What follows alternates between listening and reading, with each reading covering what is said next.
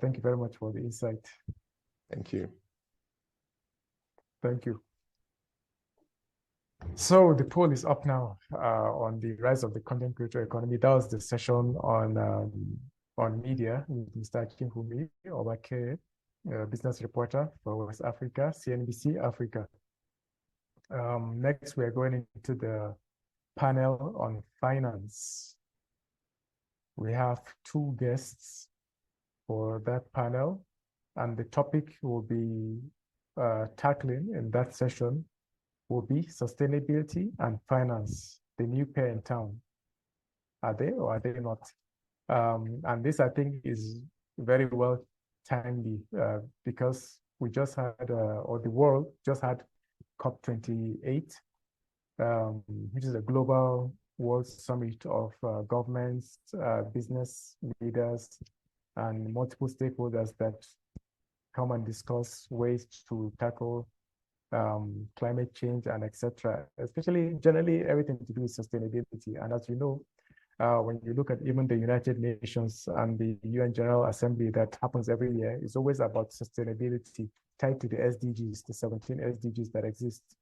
It was important, or it is important for us to have that discussion here because it's tied into one of the core values of Tongston also in the public development side, which is as much as you're doing business and you are building enterprises and whatever thing you do, to what extent are you sustainable? And also to what extent do you attract sustainability financing?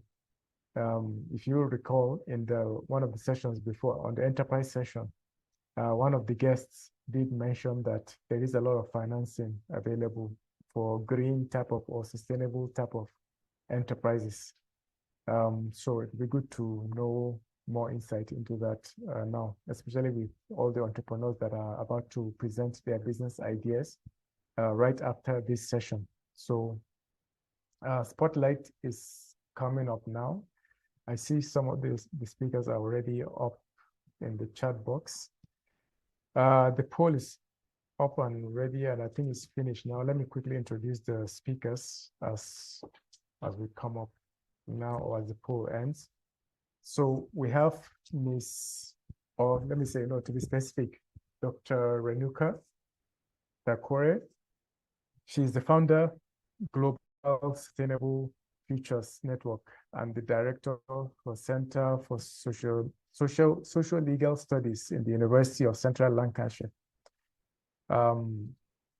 I think I saw Ms. Renuka, she's in the chat box, and I mean, she's in the, can we spotlight her as she's coming up? Okay, video. Yeah, okay.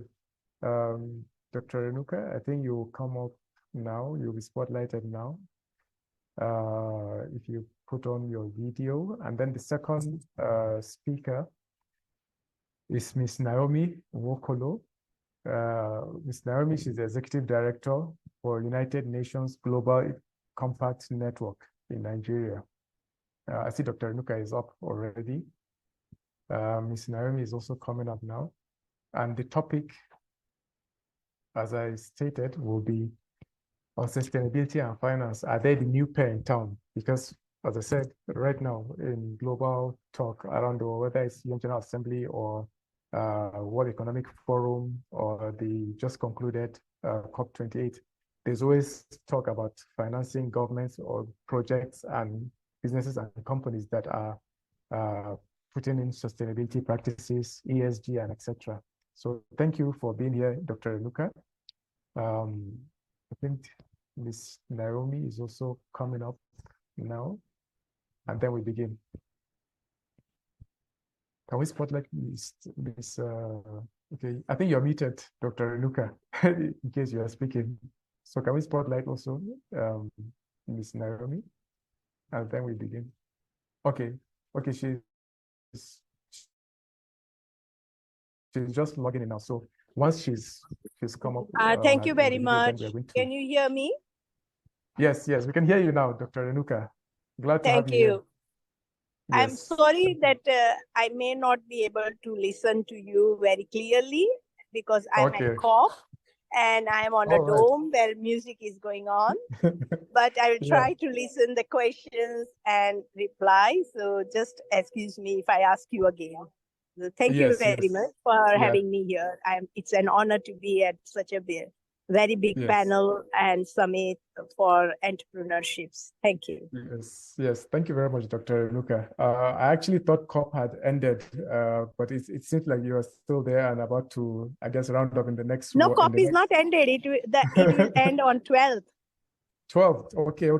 Yeah. So there's still a few 3 days to go then. Yes. So yeah, speaking of that, it will actually be interesting in terms of what has been discussed this year in COP. Because as you know, for us, there are so many new companies and new businesses here in Africa, especially that are coming up, and they're trying to access financing, but also at the same time, we're trying to encourage them to be responsible as far as the environment or being sustainable and etc. So it'll be good to just get an overview at the moment based on what's happening in COP28. What has been the discussions in terms of financing of enterprises that are green or ecologically friendly, if I can say that. Thank you very much. Yes, there are a lot of finance being promised for the green economy. Right. And so I would say that whoever is trying to make a new business, they must think that how they include ESG, that is environmental, social, and proper governance into their planning. And of course, all finance is not easily available because they are mainly, whatever is happening at COP, it is mainly for the national contribution plans. And so it may not be directly available to the people, but of course, at the overall target, when the countries are having some readiness program or awareness program or building their innovation system of innovations, within that, national level policy and programs, people can be participated in there, and that is how they will have to work with the national plans and national targets to contribute to maybe at the end of this COP what they are promising. So it may not be the direct route, but of course all will be contributing to national contributions, and that will be a good way to contribute to the global level. Thank you. Right. Thank you. And also for not just for governments, of course, and the big corporations, if we're talking about small businesses or small companies, are there what kind of standards of measurement generally for sustainable investment can they learn from or that they can access, whether it's at COP or even just around the world, so that they know that, okay, these are the metrics or these are the standards of standards. You're talking about standards, right? Sustainable business, for example. These are the standards. Yes, exactly. Regarding standards of sustainability. Well, for SMEs, it may be difficult for people to see that, okay, they can contribute to these big standards like SDGs, okay? Right. But what I understand and what my research says, that each and every one of us are connected to SDG every day. For example, you see the newspaper, you will find, okay, there is some flooding or some sort of calamity. There is some sort of issue on energy security. There is some issue on women security. And there are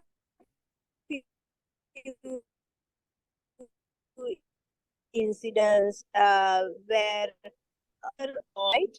And these all issues are directly related to SDGs. So any new business or any individual must think that how our activities, so that is a micro level, okay, micro level. And at macro level, these are SDGs. So sometimes we find that there is a disconnect between us and SDGs, but actually they are directly connected to us. So individuals or startups, whoever are planning for businesses, they must consider how they will be contributing to, say, gender equality or proper education or decent workplace. And actually, in entrepreneurs will be able to work on, say, if they are providing any service or product, then how that contributes to the better life on land or better life on water and so on. So that is the connection you need to make when you plan your business or when you try to invest. And you can make an impact case out of that that would be attractive to the investors. Because now investors are also having some ESG standards where they look for where to invest. And if your company or your entrepreneurship highlights that this is the way we are going to contribute to SDGs, make an impact, then they would be easily understood and approachable by the investors. So that is where I think you need to make a link and try to find. There are plenty of standards also. When you have spoken about standards, we have plenty of standards, but within ESG, we have health and safety standard, we have carbon emission calculator standards where we have to calculate our carbon emissions and think about how we can budget those carbon emissions. There are environmental standards. Commonly, ISO standards are used to implement best practices, but also at the sectoral level or industry level, we have specific best practices which can be used as standards to implement. And within all these, taking leadership to do those type of activities that are in line with these best practices is very important.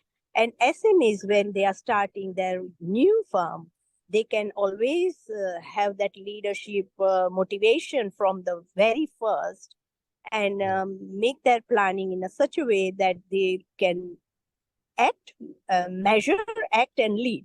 Like you measure your carbon footprint and then you act and then lead. Now, carbon footprint are only for carbon emissions, but it is not like that.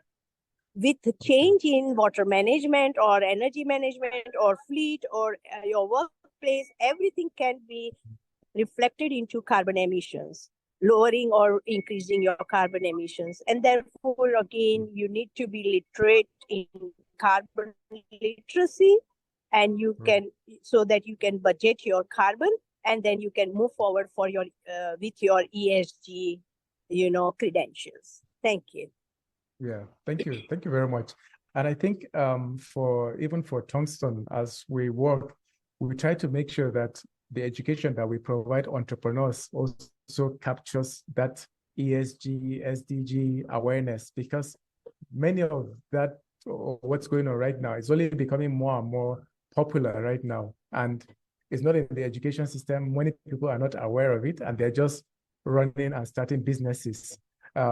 So my next question would be, would you say that a startup or a new company must meet at least one of the SDGs, or is there like a standard to say that you must meet at least half of the SDGs, or maybe 3 are enough, or 4, or how does one think about that? That is a very tricky, but also very intelligent question. What I would say that you can start with only one SDG. Okay. Because SDGs are something like magic Rubik. Yeah. If you have one turn, it will turn all other. Yeah. So it is something like, I would say, stick to your passion. So people have their passion first, that, okay, I want to work for zero poverty, or I want to work for best quality education, or I want to work for, say, life on water, something like that. Yeah. So the industry maybe, say, for example, any entrepreneur might be working on waste from plastic. Okay. Yes. So his main contribution will be in SDG for even land and water. Okay. But at the same time, we have operations in place where we can control our operations. We can control our carbon emissions. We can control how our employees be educated for that. And that means that it will contribute to many other SDGs, right? As quality education and other like decent work and many others. So I don't think we should debate on that, but also whatever we are doing, we can highlight that we are contributing in these strands. And SDG has plenty of targets. So maybe go deeper into SDG, more in like 169 targets. So maybe go into that and see actually in which one you are contributing. So you can say, I'm contributing to SDG 6, number so and so. And that makes very clear what you are contributing to. So I don't think we should debate on which SDG I should focus, whatever you are doing, because all 17 have equal, weightage. Each one has interrelationship with many others. And so keep just doing your activity, thinking that, yes, I'm contributing and deliver those actions in a way that it contributes to the overall SDGs. Thank you. Yeah, thank you. That makes so much sense. Actually, we only have about 9 minutes into the session, so I would encourage that all questions and answers should come in the chat box now, whether from LinkedIn or from here on Zoom and other platforms. I have one more question to ask before the audience's questions as they come in. There is a myth, at least I would say personally, there is a kind of myth or perception that, if I can say, maybe green money or green fund is cheaply available, basically, meaning low interest and all of that. Is that true or not? Okay. Green fund, whenever, say, for example, like, I don't know how we can, define green fund. Any funding that we are putting into green economy, say, for example, renewable energy, right? Yes. That is the commonest one. And I think it has a high stake from many people, like most part of the world, that we want to, and it is easily available, can be doable. And nowadays, the cost for renewable energy has gone very low. So we don't have to debate on the cost or benefits of these renewable energies. We had to do that before, but now I think we are settled with that question. And so it is okay.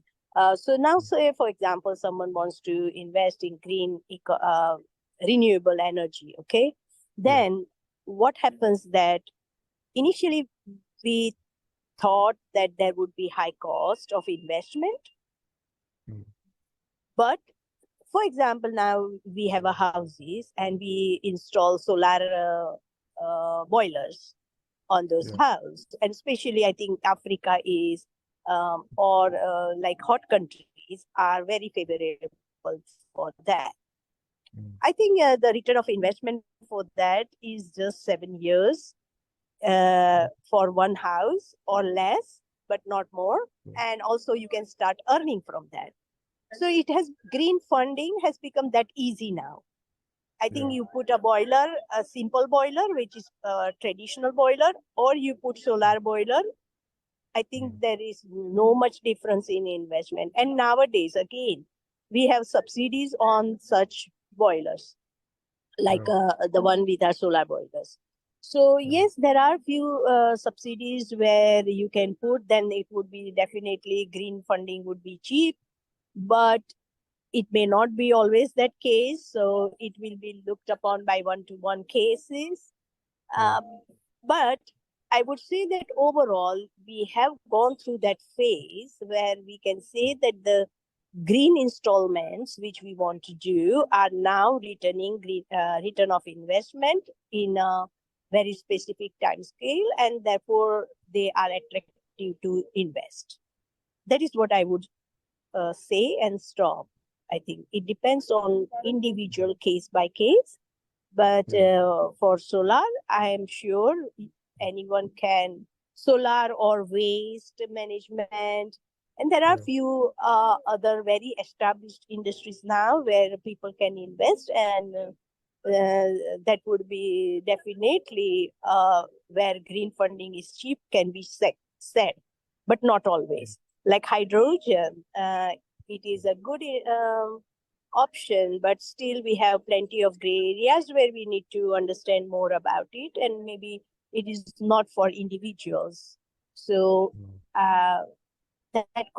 maybe they should invest, like research more before investing. Right. Thank you. Right. Yeah, thank you very much. That makes sense and very well put together. We only have 4 minutes in, or 4 minutes left, by the way. And I think my final question, in the absence of other questions here, is in terms of incentive. Oh, actually, no, there is one question. Sorry. Let me just put my question on the side and ask from the audience. So Anirudh asks, he says, as governments worldwide commit to sustainability goals, what regulatory changes or incentives do you anticipate to further encourage the integration of sustainability principles into the core of financial decision making? It's a bit long, but yeah. Let me read that question again so I can understand. Let me see. Yeah, while committed to sustainability goals, what regulatory changes or incentives do you anticipate to further encourage the integration of sustainability principles into the financial decision making? Yes. Okay. What I anticipate is we have plenty of standards now, but most standards are voluntary. I believe in a different concept. What they have asked is not my take. What I have believed so far, that what the change we want to bring in the society, it depends on us. Whether the government say or not, it is dependent on the users.